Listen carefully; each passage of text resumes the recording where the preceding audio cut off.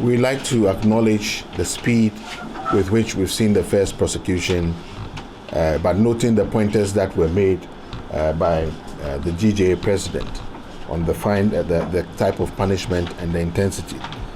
The other one that is of concern and is that we are actually happy to see for a long time a very quick reaction from the NMC when this happened.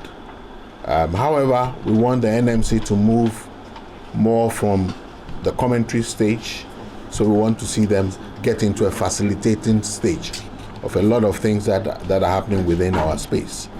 There's a lot of interventions that we believe that the NMC should be in the forefront and work with us so that we can achieve and hold on to the expectations that we want to get from the freedom of the press.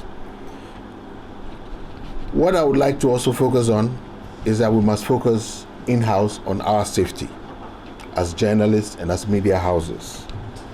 It's important that as we go out to work, especially with this season that is coming up, we have not even reached elections yet.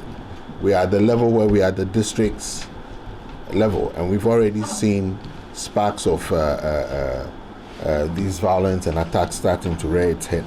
So it's important that whilst we fight on the front as the association and your representatives at that level, we also expect that we take personal responsibility as journalists. We want to remind you of a few things. Maintain your situational awareness anytime you go out.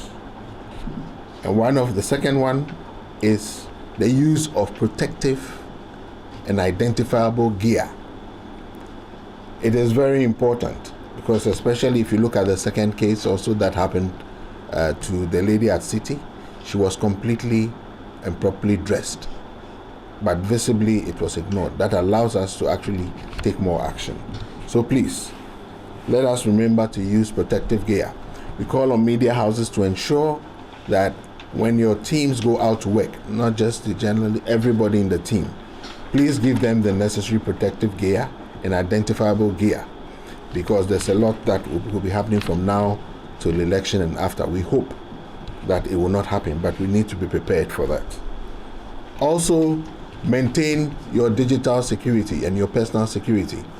The work you do, so we know the history that happens, so that you cannot, people do not hack into your IDs as journalists and that. So your digital security is important. And be cautious during protests and rallies and demonstrations.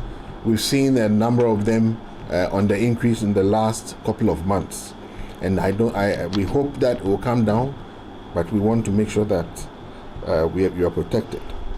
Also, please remember, if anybody threatens you in any way, please report any threat at this stage before it gets to a stage where it becomes something less. On our side, we are planning to also rejuvenate a lot of education training around this time, so that the awareness, this is the beginning of what we are telling you, for both stations, players, the police. We want to work closer with the police and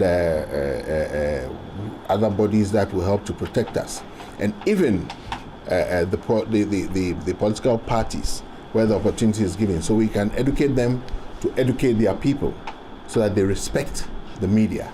We carry their messages that they have across. So if they cannot work with us, that will be a challenge. Last, that we'll also be investing in, and you will see, we always delving deep into the legal knowledge, especially to do with the work that we do, to ensure that we get the best protection for journalists and media houses where you all operate. Thank you.